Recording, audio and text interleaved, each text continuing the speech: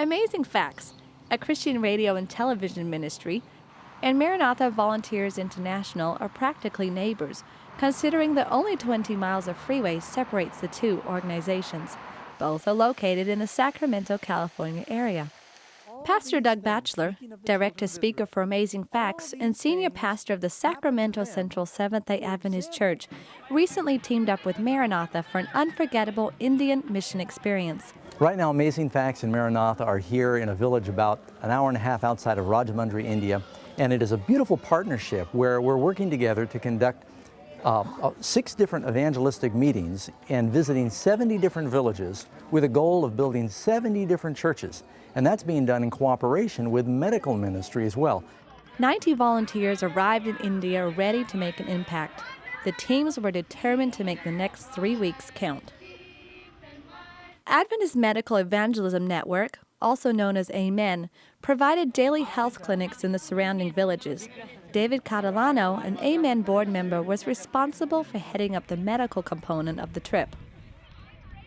We're seeing between 700 and 1,000 patients per day in the 7 camps. Thanks to Maranatha, the logistics are well taken care of. Everyone is safe, well fed, not enough sleep, but we're working on that.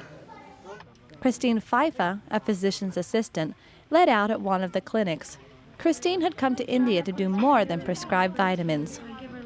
I just want to make a difference in their lives.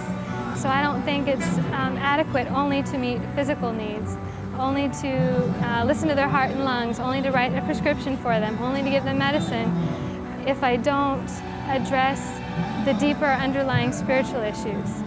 Christine and her medical team did make a difference, as did the evangelism teams. Each night, the evangelistic meetings were well received and well attended. You hear about numbers, you hear pastors and reports of pastors who go to other countries and they say all these numbers, but to see it is a totally different thing.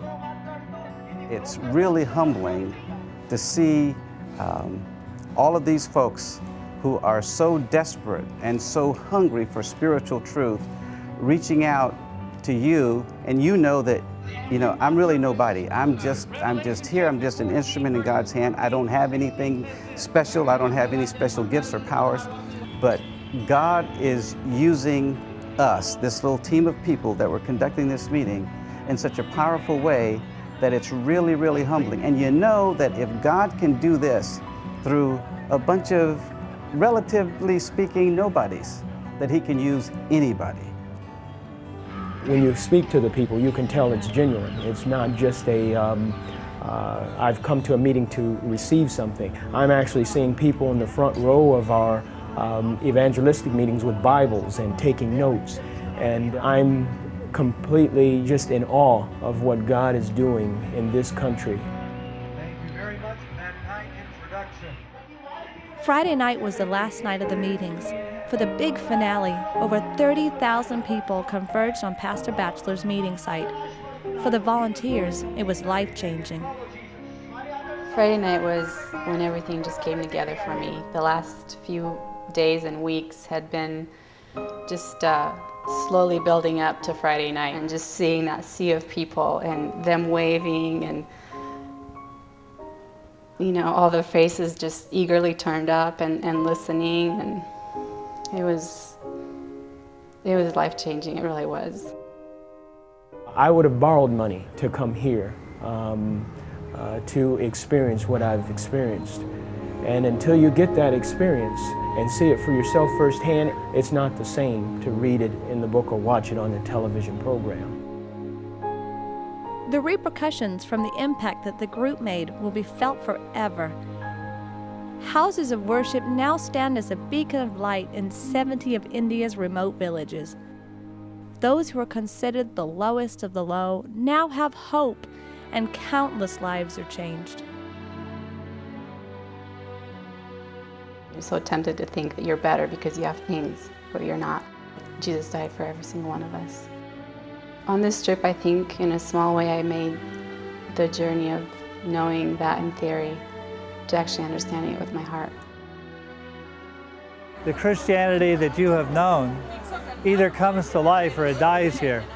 Now, either you become part of it or you realize that your Christianity is really self-centered. But today, there was a lady who just really, really touched my heart. She said that she can't walk, she's miserable. She said she doesn't know why God just doesn't take her life, she just wants to die. And the only thing that keeps her going every day is her faith in God. Such heart-wrenching stories impact the volunteers and make their mission experience even more meaningful. Going on a mission trip isn't about you. It's about sharing Jesus with those who have never heard the good news.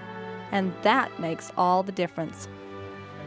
If we can't come and help people who really need help, Christianity means nothing. And here, we're able to see it means something.